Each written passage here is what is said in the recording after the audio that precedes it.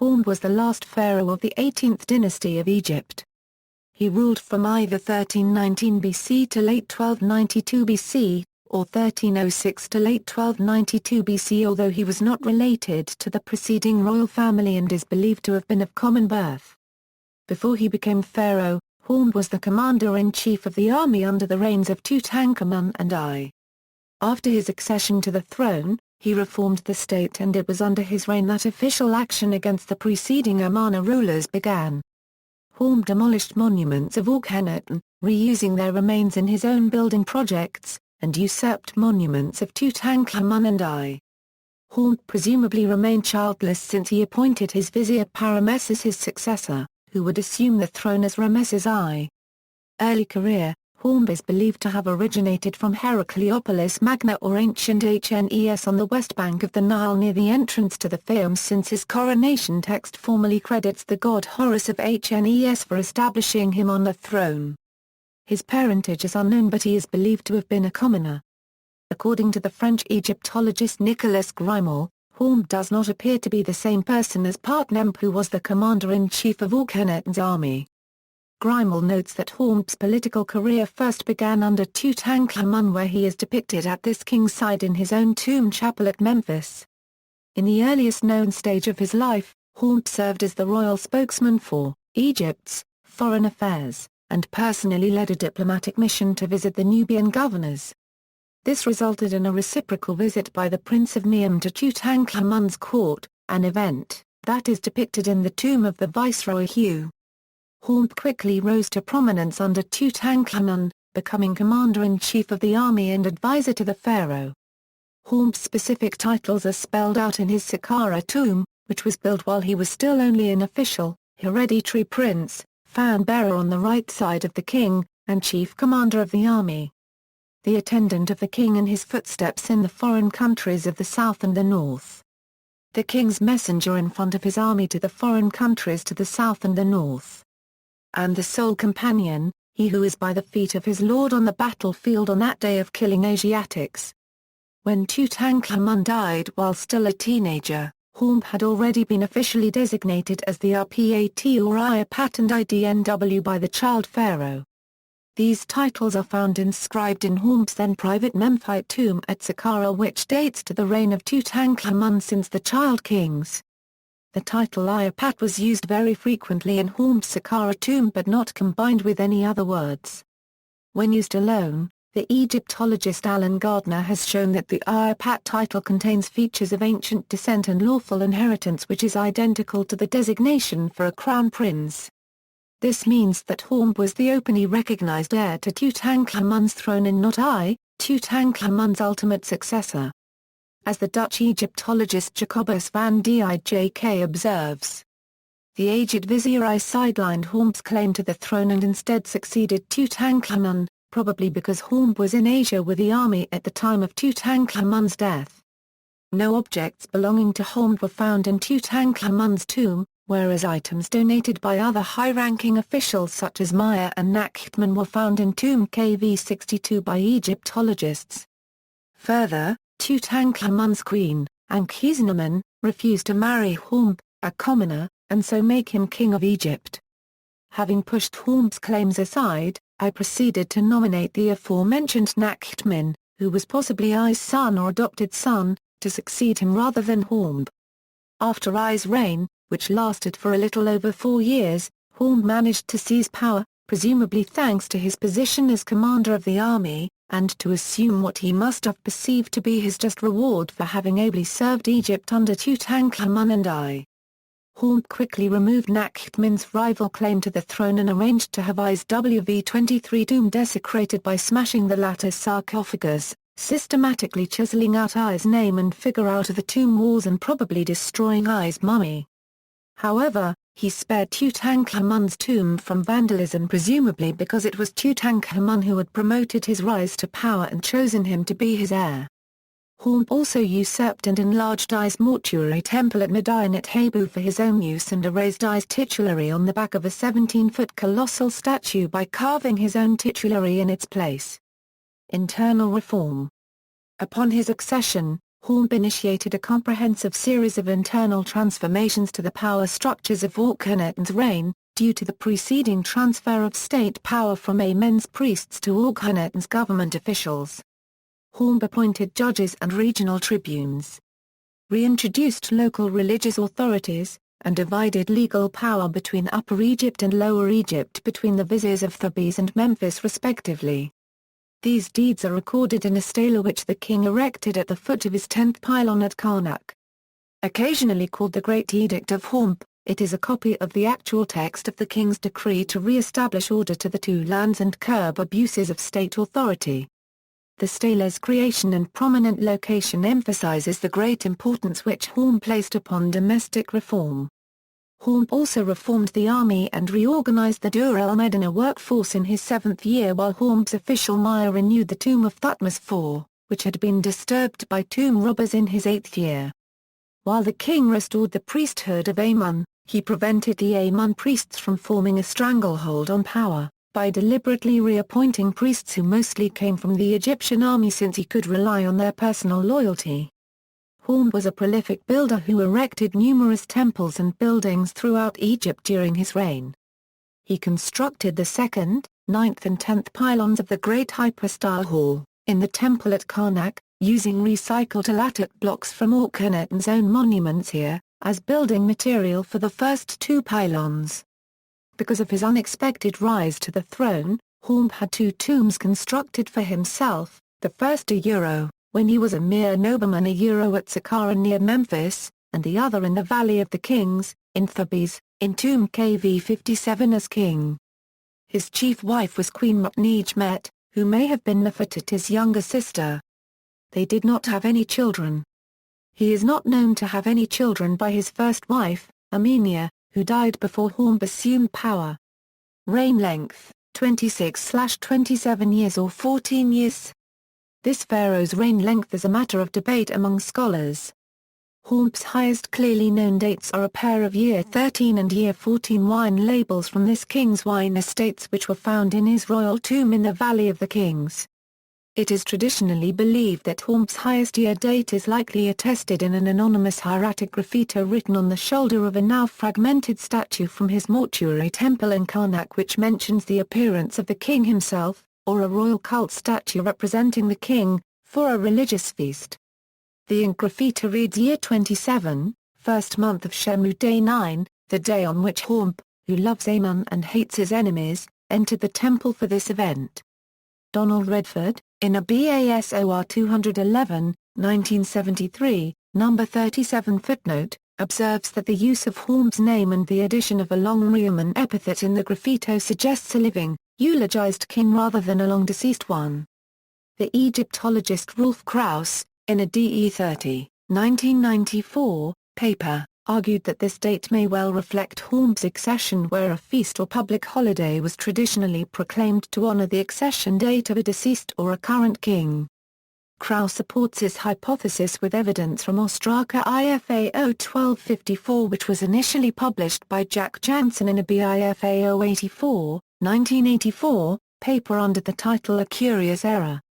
The Ostraka records the number of days on which an unknown Dur el-Medina workman was absent from work and covers the period from year 26-3 Peret Day 11 to year 27-2 Ukha Day 12 before breaking off.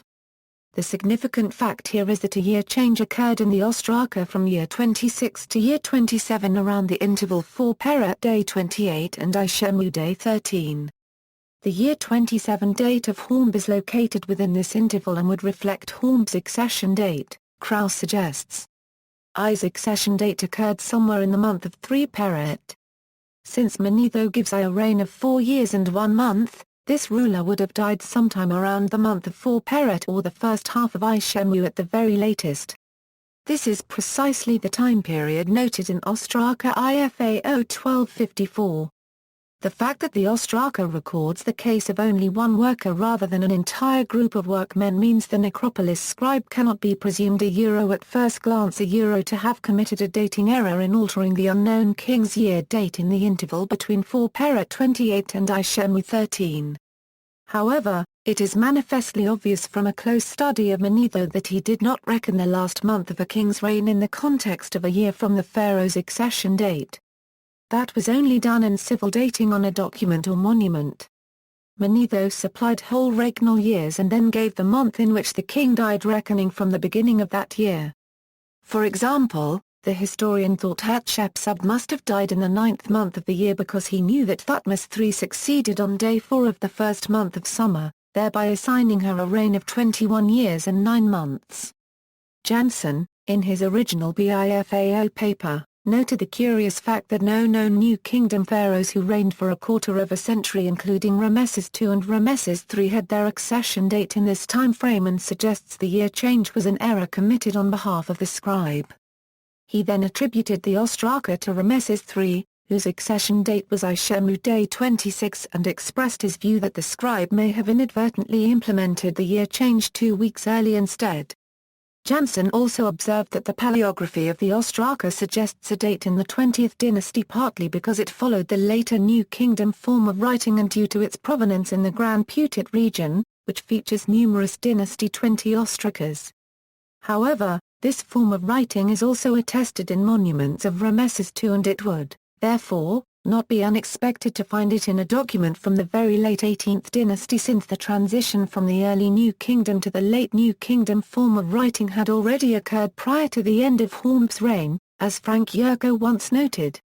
Indeed, Jansen's paleographical reference for his paper Professor Georges Posenra himself suggested a date in the 19th dynasty due to the form of the WSF and Orghet text. As Jansen himself writes, a few 19th dynasty ostrakas have been found in the Grand Putit area prior to the 20th dynasty's intensive exploitation of this region. This does not exclude some late 18th dynasty work here either. Secondly, both Jansen and Krauss stress in their papers that the relative scarcity of the hieratic text in Ostraka IFAO 1254 precludes a clear dating of the document to Ramesses III's reign and that paleography, in general, does not give a precise date for a document's creation. Hence, a dating of the ostraka to Horemheb's reign on the basis of the year change is eminently plausible. On other matters, a damaged wall fragment painting from the Petrie collection reportedly mentions Horemheb's 15th or 25th year. Another important text, the Inscription of Mez, records that a court case decision was rendered in favor by a rival branch of Mez family in year 59 of Horemheb. Since the Mez inscription was composed during the reign of Ramesses II when the Amarna-era pharaohs were struck from the official king lists, the year 59 Horemheb date certainly includes the nearly 17-year-long reign of Akhenaten, the 2-year independent reign of Nefer-Neferuaden, the 9-year reign of Tutankamun and the 4-year reign of Ay. Once all these rulers' reigns are deducted from the year 59 date, Horemheb would still have easily enjoyed a reign of 27 years. At a well-known 1987 conference in Gothenburg, Sweden, Kenneth Kitchen astutely noted that any attempt to explain away the year 59 Horemheb date as a scribal error fails to consider the long and voluminous listed series of court trials and legal setbacks which Mez family endured in order to win back control over certain valuable lands which had been stolen from his family's line. Indeed, Mez likely ordered the protracted legal dispute, which is presented as a series of court depositions and testimonies of various plaintiffs and witnesses, to be inscribed on his tomb walls in order to create a permanent record of his family's ultimately victorious struggle to win back these lands. Mez, hence, could hardly be expected to forget the beginning of his family's legal tribulations in year 59 of Horemheb. Kitchen also observes in his paper that Horemheb's extensive building projects at Karnak support the theory of a long reign for this pharaoh and stresses that a good number of the undated late 18th dynasty private monuments that are in both Egypt and the world's museums must, in fact, belong to his reign.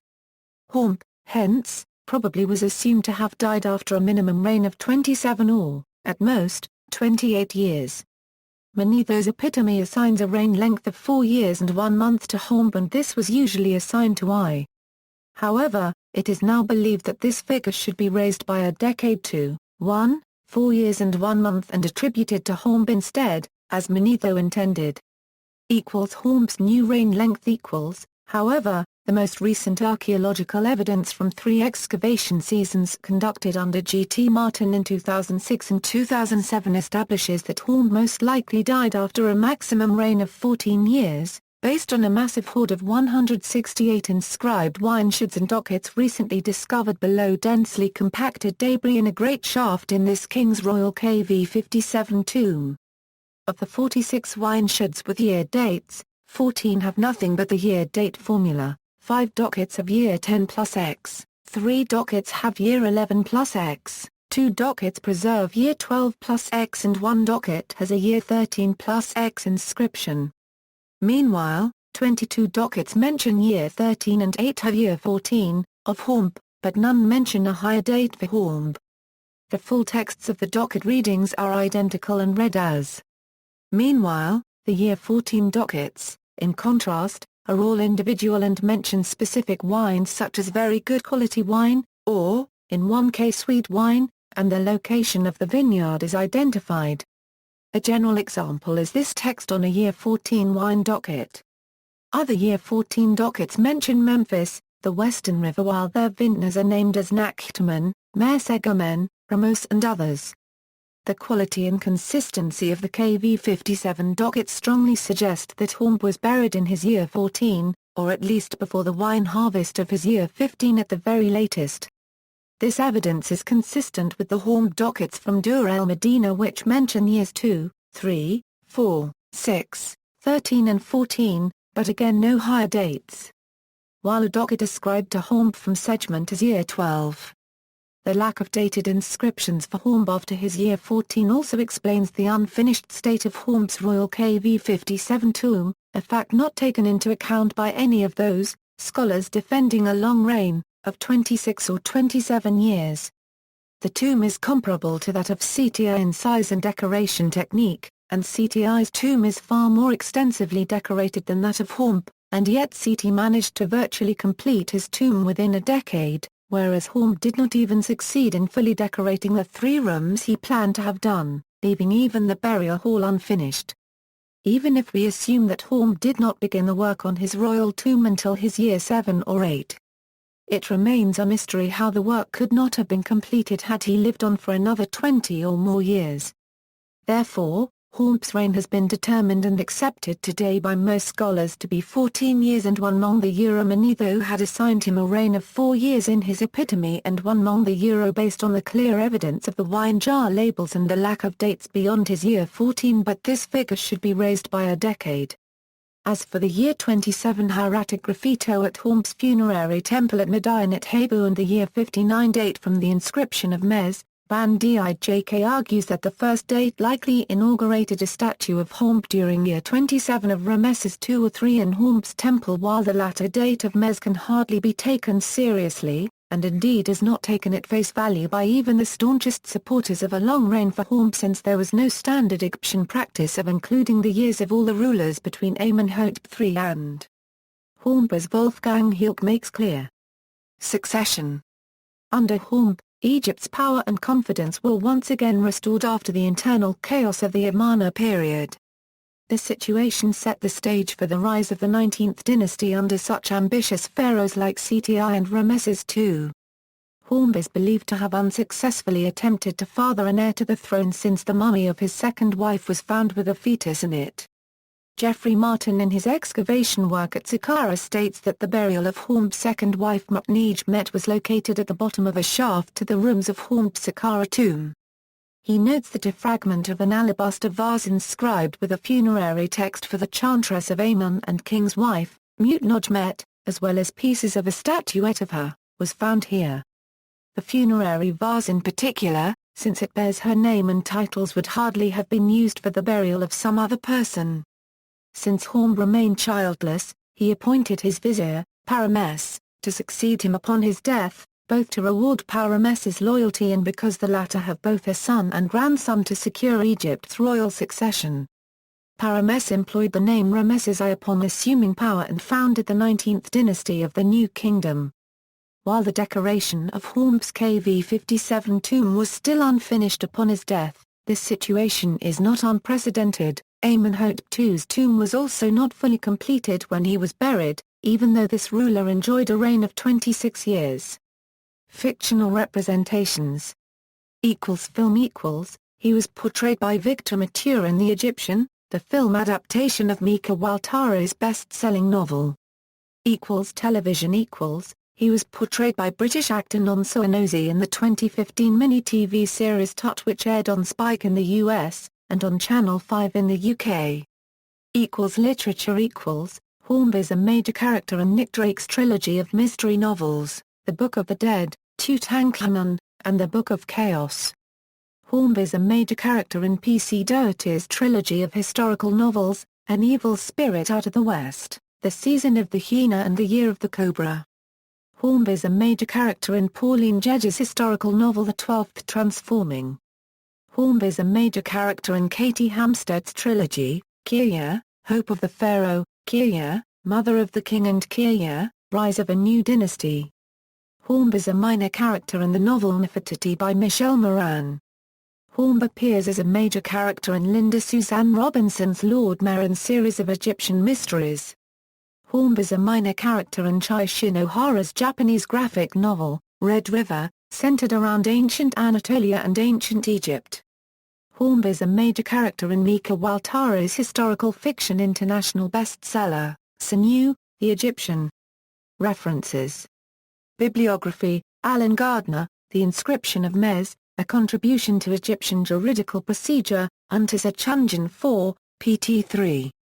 Jawan Quartera Gen von Beckerith, Chronologie des Pharaonischen Ägypten, Maes 46, Philip von Zaban, Mainz, 1997, Nicholas Grimel, A History of Ancient Egypt, Blackwell Books, 1992, K. A. Kitchen, The Basis of Egyptian Chronology in Relation to the Bronze Age, Volume 1, pages 37 to 55 in high, middle or low? Acts of an International Colloquium on Absolute Chronology held at the University of Gothenburg 20 August 22, 1987. External links, Horemheb, archaeowiki.org, Symposium on Horemheb, Metropolitan Museum of Art.